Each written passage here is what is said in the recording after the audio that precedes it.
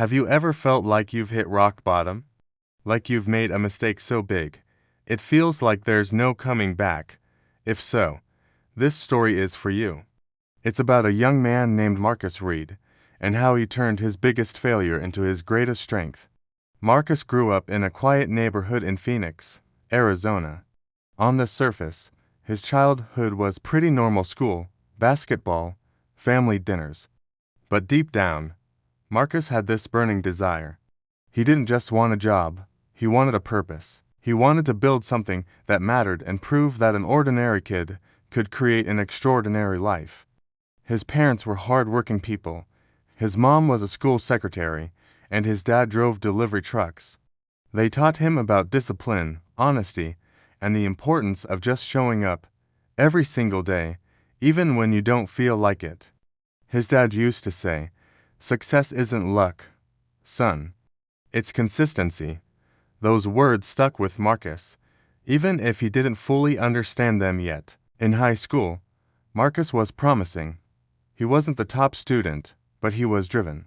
His teachers saw potential, his coaches saw a leader.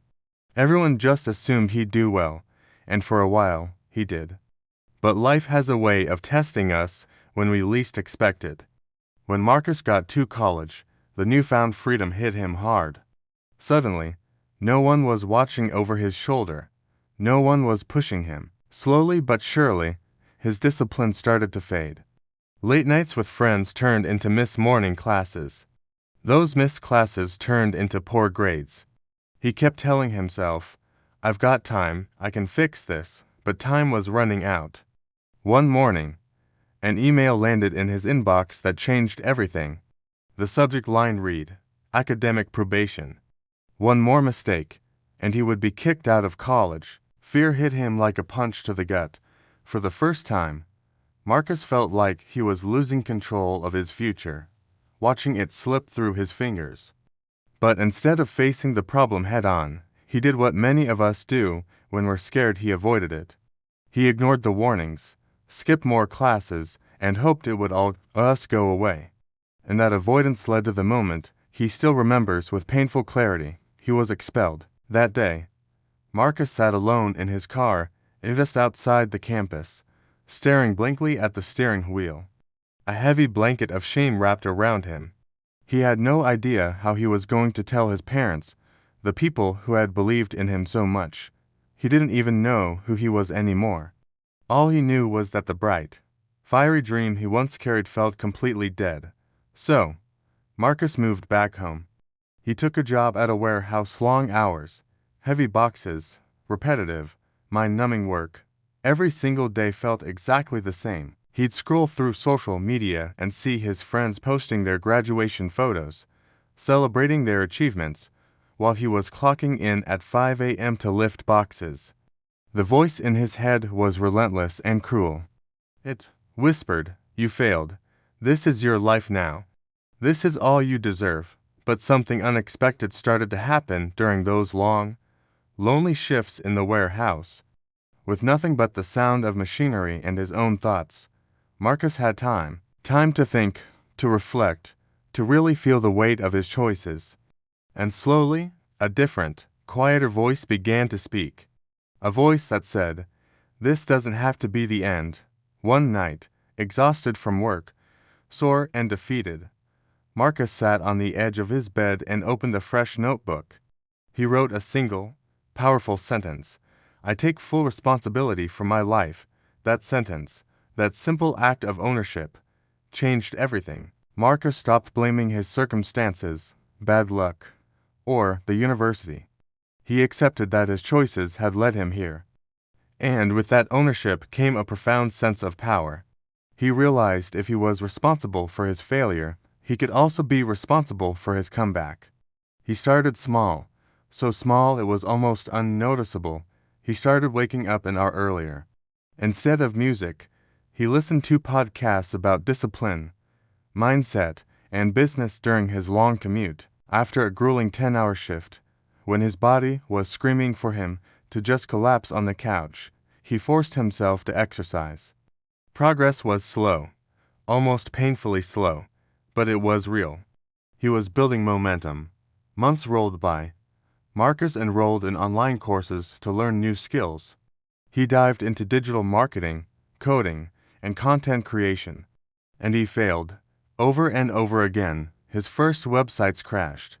His design projects looked terrible.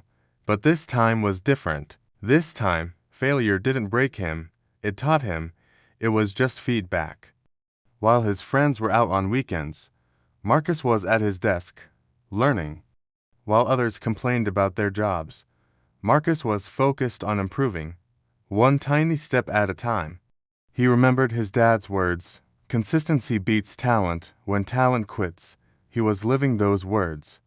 2 years after being expelled, Marcus applied to return to college. His application wasn't filled with excuses. Instead, it included a letter of pure ownership. He wrote about his failure, what he learned from it, and the discipline he had built from the ground up. He laid it all bare. Weeks later, another email arrived. His heart pounded as he opened it. The word he was looking for jumped off the screen. Accepted. He was going back. This time, Marcus was a different person. He wasn't the kid who hid in the back anymore. He sat in the front row. He managed his time with ruthless efficiency. He treated every single class like a precious opportunity, not a boring obligation. When stress and pressure mounted, he didn't run. He faced it head on. He worked a part-time job, studied harder than ever, and even started building small online projects on the side. By the time graduation day arrived, Marcus wasn't just passing. He was excelling, but his real breakthrough came after college.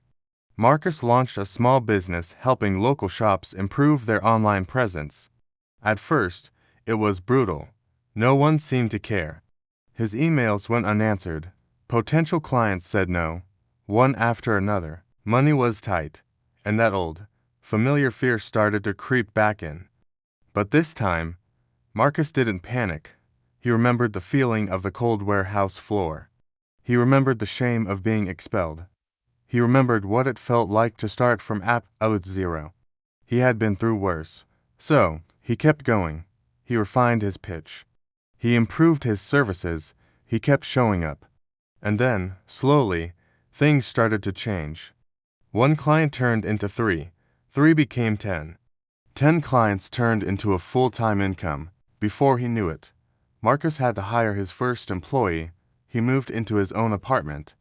And one of the proudest days of his life was when he paid his parents back for every dollar they had supported him with interest. Years later, Marcus found himself standing on a stage, speaking to a room full of young professionals and students. He didn't talk about having a perfect journey. He talked about failure. He told them, "I wasn't successful because I never failed. I was successful because I refused to let failure define me." The audience listened, captivated not because Marcus was some perfect guru, but because he was real. His story was their story. Marcus often goes back to that first sentence he wrote in his notebook all those years ago. "I take full responsibility for my life." That one idea became the foundation for everything he built. Because success isn't about never falling down. It's about how you stand back up stronger, wiser, and more determined than before. Marcus Reed's story proves one powerful truth. No matter how far you fall, your comeback can always be greater than your setback if you just refuse to quit. Thanks for watching. If this story resonated with you, hit that like button and subscribe for more content that empowers you to build your best life. We'll see you in the next one.